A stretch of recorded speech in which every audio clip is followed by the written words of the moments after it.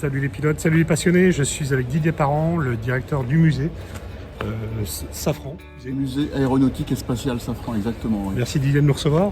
Avec plaisir. Voilà, et écoute, magnifique musée, je suis super impressionné de la taille des moteurs. Première fois que je visite un musée comme ça, donc c'est vraiment magnifique. On ne rencontre pas notre patrimoine dans tous les musées, effectivement. Ouais, tout à fait. Absolument. Oui. Donc merci de l'accueil, et puis alors il y a combien de moteurs ici, et depuis quelle année ça existe ce musée? Alors le musée, il a à peu près une trentaine d'années. On a commencé par rénover des moteurs en collaboration avec le musée de l'air, qui disposait des moteurs mais qui étaient dans un sale état pour les restaurer. Donc l'histoire du musée a commencé comme ça. Et ensuite le musée donc, a commencé à prendre forme, s'est agrandi.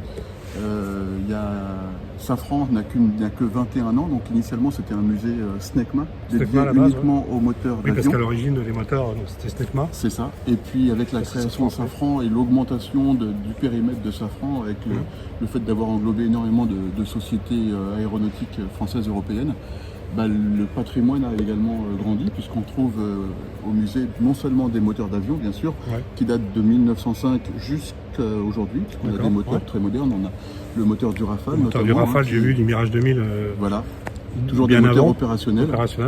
Derrière nous, on a un CFM 56 5C, donc ça c'est le moteur de l'Airbus c'est le moteur, les amis, belle bête, moteur du 340. Voilà, le plus gros CFM 56 en termes de diamètre de soufflante.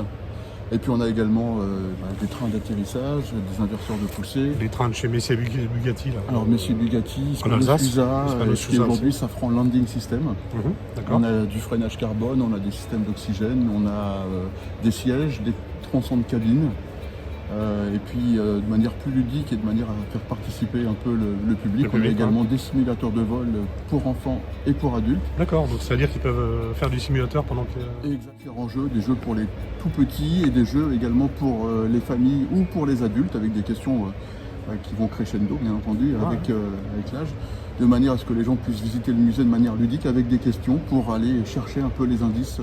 Si vous voulez venir pour les fêtes, avril 2026, le mois de mai, je crois qu'il y a une période où alors, le musée est ouvert au public tous les mercredis et 2 samedis après-midi par mois. On a toutes les informations sur le site du musée. Moi sur Google, musée Safran, on tombe directement sur le site. Et puis il y a quand même, étant donné qu'on a une grande salle d'événements au sein du musée, on a un auditorium de 550 places que l'on peut privatiser. Il y a 2 mercredis du mois de mai qui ont été privatisés aussi, et donc le musée ne sera pas disponible. Pour une entreprise qui veut faire une convention. Voilà, c'est ça, exactement. Ok, d'accord. Je vous montrerai l'auditorium si vous voulez réserver pour votre... Voilà, si vous voulez réserver, ça se fait également... Anniversaire, alors non, on ne fait pas les communions et les mariages, non, mais uniquement les événements professionnels. Et professionnels uniquement. Dans un super cadre avec beaucoup de moteurs à voir, donc effectivement... c'est le moteur, toi, qui t'a le plus impressionné en tant que professionnel? Elle est cruelle cette question, parce qu'en fait, il y a beaucoup de moteurs que j'apprécie, parce qu'ils ont tous une histoire.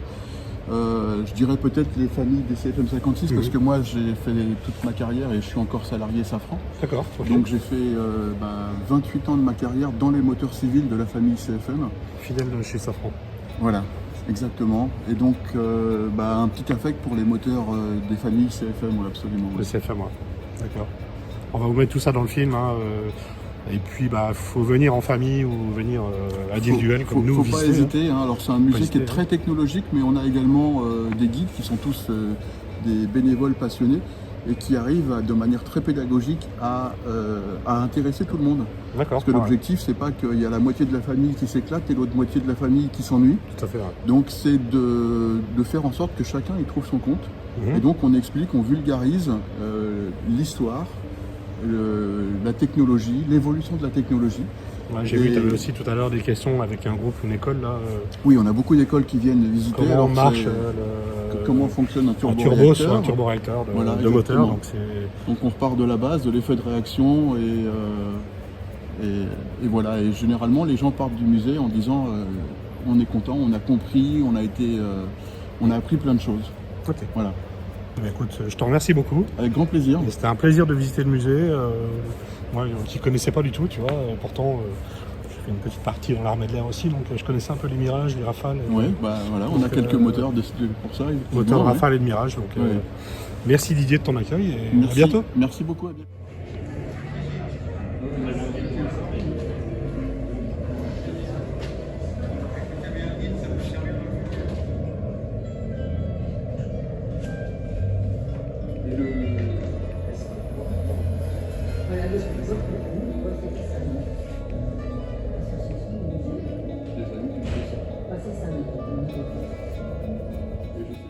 Ah voilà, vous avez raison. Donc quand vous gonflez le ballon de baudruche, dans l'intérieur du ballon, vous avez de l'air qui est sous pression, avec une pression supérieure à la pression atmosphérique. D'accord? Si je libère l'orifice du ballon de baudruche, l'air qui est sous pression à l'intérieur va s'échapper à grande vitesse et va propulser le ballon. Alors le ballon, il n'a pas d'aile, il n'a pas de... Et vous allez voir qu'au fur et à mesure des années, la puissance et le régime vont augmenter. Donc là, on est passé tout à l'heure de 1200, 1300 tours minute à 1550 tours minute. La puissance augmente, on est à 380 chevaux. On continue à augmenter le régime de rotation, 1700, 1800, 2000, 2300. Et on va se retrouver avec une difficulté qui est la vitesse de rotation de l'hélice. C'est-à-dire que pour avoir plus de puissance, on fait tourner les moteurs plus vite. Mais une hélice qui tourne trop vite, en fin de compte, elle devient moins performante à partir du moment où le bout de l'hélice passe le mur du son. Donc c'est plus intéressant d'avoir un moteur qui tourne trop vite. Donc il faut absolument faire une différence entre la vitesse de l'hélice et la vitesse du moteur. Donc on a mis à l'avant des moteurs un réducteur. C'est le même principe que votre dérailleur sur le vélo. Ça permet en pédalant à la même vitesse, d'avoir une roue arrière qui va à des vitesses différentes. Donc on peut avoir un moteur qui va plus vite et une hélice qui va un peu plus doucement pour éviter ce problème de dépassement du mât en sommet de pale. Et donc là on continue à augmenter les puissances puisque en 1930 on arrive à 750 chevaux. Et très rapidement, en 10 ans, on passe à 1300 chevaux. Donc on a quasiment multiplié la vitesse par 2 en 10 ans. La puissance par 2, pardon. Ok, vous suivez jusque-là? C'est pas très compliqué? Non. Vous êtes tous des experts en moto? Oui. Parfait.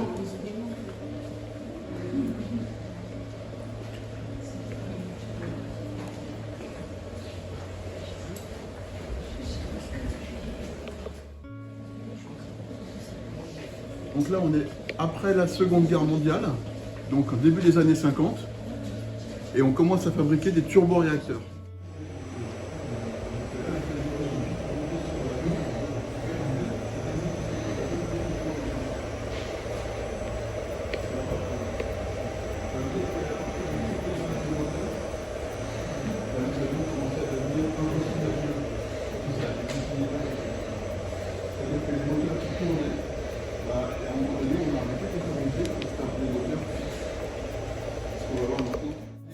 Elles vont s'arrêter en relief.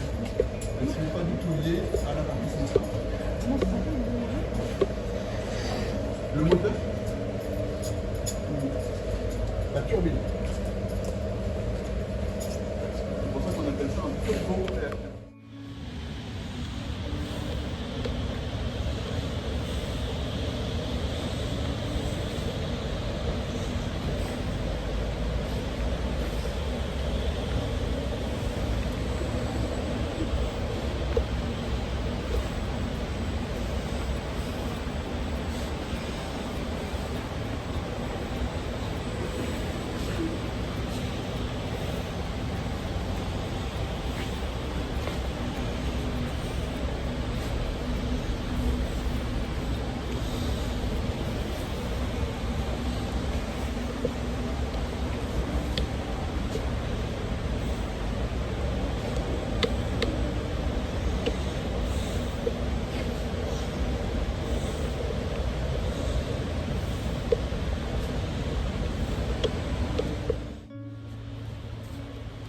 Regardez aussi, on a tout ce qui est masque à oxygène des passagers, les radios, les différents masques.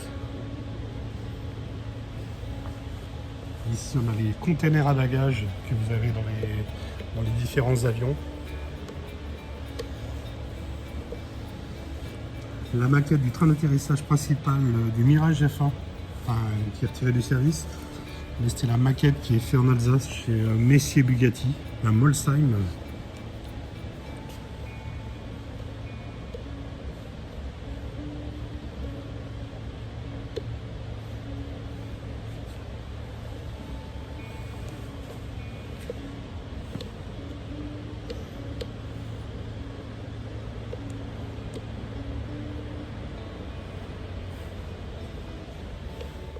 Regardez, le moteur CFM, ça c'est le moteur de l'Airbus A340, un monstre. C'est vraiment phénoménal. Si vous avez l'occasion de venir visiter ce magnifique musée, comme c'est beau, venez un week-end en famille, vous allez vous régaler. Je suis super impressionné de tous les moteurs d'Aganchas, la Snecma, moteur de Mirage 2000, moteur de Rafale. C'est le motoriste par excellence au monde. Il y a un joli Mirage suspendu. Venez visiter ça, c'est super beau les amis.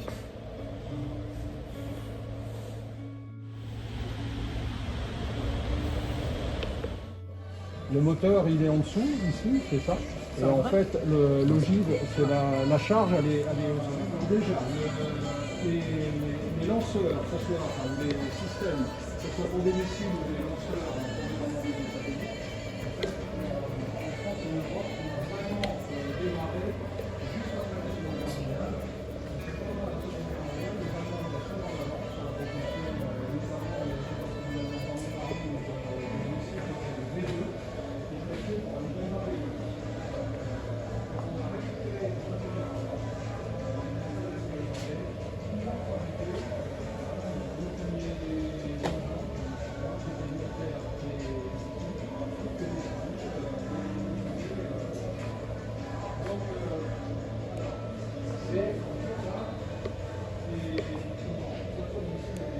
Europe, on a vraiment démarré juste après la Seconde Guerre mondiale. C'est pendant la Seconde Guerre mondiale, les Allemands ont fait en avance sur la production, notamment, je ne sais pas si vous avez entendu parler, des missiles qui étaient V2, qui étaient faits pour aller démarrer. On a récupéré les premiers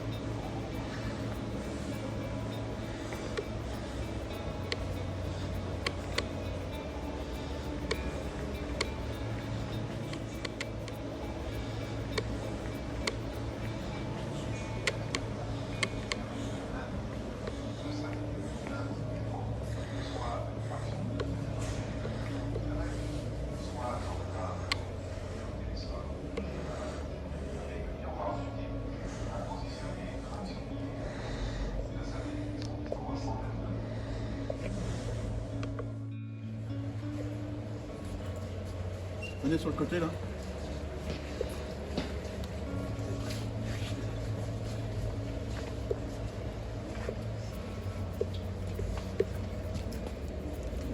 Donc vous vous souvenez de ce que je vous ai dit tout à l'heure, comment fonctionnait un turboréacteur? On commence par faire rentrer de l'air, après qu'est-ce qu'on fait?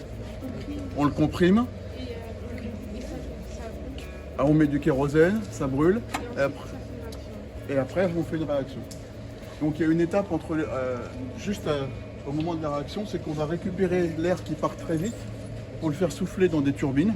Les turbines, c'est comme des éoliennes. Vous soufflez dessus et elles tournent. Et en faisant tourner ces turbines sont raccrochées au compresseur.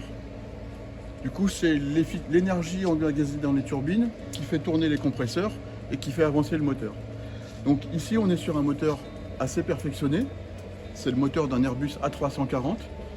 Et donc, vous avez une partie de l'air qui va aller au centre, qui va être mélangé ici avec du kérosène et qui va souffler dans les turbines. Et vous avez toute la partie avant, donc les grandes pales, qui elles vont faire la majorité de la poussée.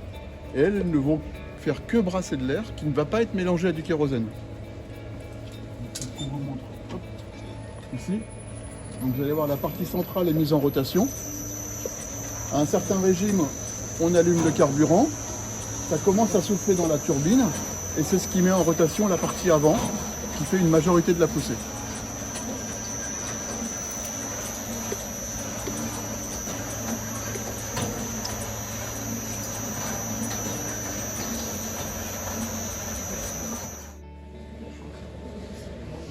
Donc là on est après la Seconde Guerre mondiale, donc au début des années 50, et on commence à fabriquer des turboréacteurs.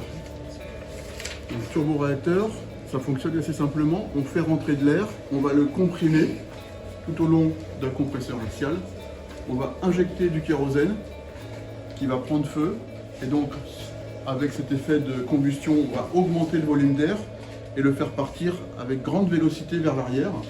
C'est le principe de la réaction. Vous avez tous fait dans votre vie un système à réaction. Qu'est-ce que vous avez fait comme système à réaction? Celui qui a dit oui. Un système à réaction, tu as déjà fait un système à réaction? Alors en fait, la vitesse du son, elle dépend de votre altitude et de la pression de l'océan. Donc je ne peux pas vous dire que c'est pire.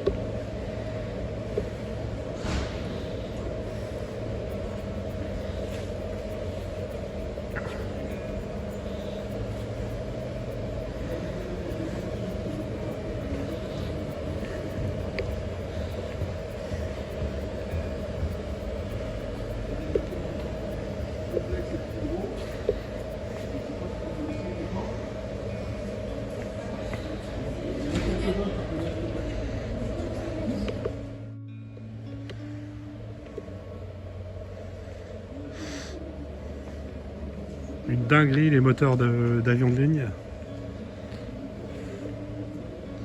Ouais, ça.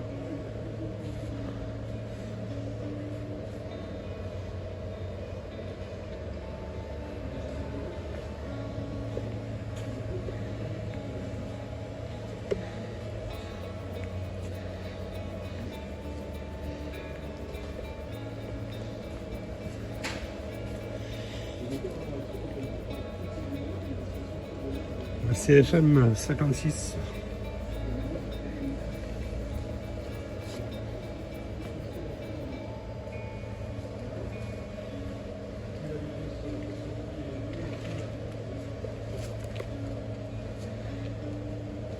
Donc là on est sur des moteurs maintenant pour l'aviation civile. Des moteurs qui ont été faits en collaboration avec une société américaine, General Electric. Là vous avez un moteur de Boeing 737. Je vais vous expliquer comment ça marche sur ce gros moteur là.